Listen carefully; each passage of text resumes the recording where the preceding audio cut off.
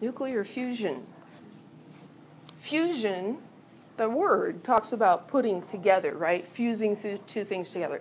Nuclear fusion, combination of two light nuclei to form a heavier one. You can think of it as the opposite of fission. Fission's taking a big nucleus and breaking it apart. Fusion is putting two smaller ones together. Both of them are highly exothermic because they result in daughter nuclides that are more stable.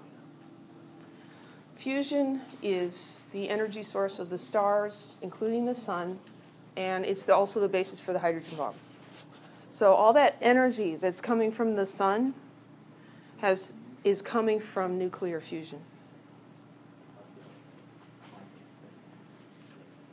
So the atomic bomb was really powerful, right?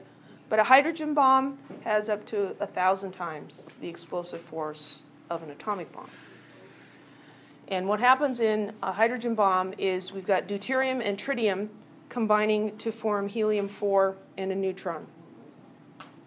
Deuterium is the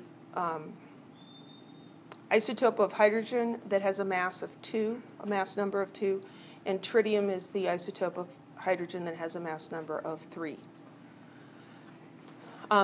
In order to get fission to occur, you need extremely high temperatures. And so the way that a fusion bomb works, a hydrogen bomb, is they actually use a small atomic bomb to get the fusion reaction started. It's so hard to keep those two words straight. So they start it with an atomic bomb, and that's what gets the hydrogen bomb going. And this is an illustration of the fusion reaction.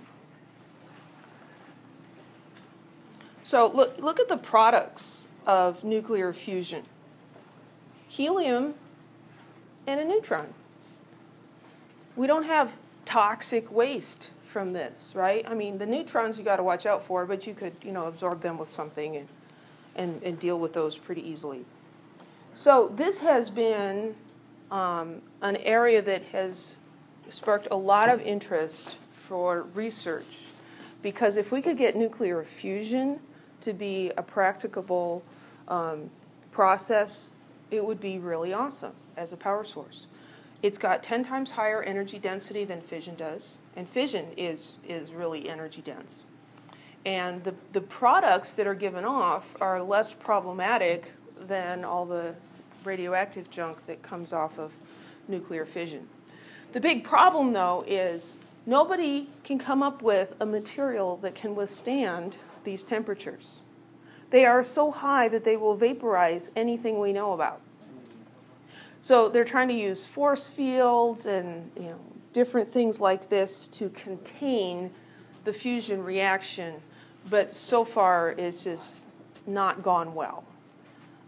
They've been able to get fusion to work for a short period of time, but that's not economically feasible at all.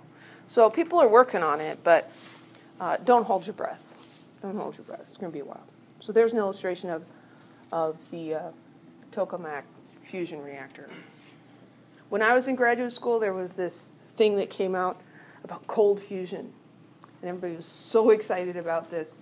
It involved platinum that had hydrogen inside of it, and supposedly you could do fusion at like room temperatures, cold fusion.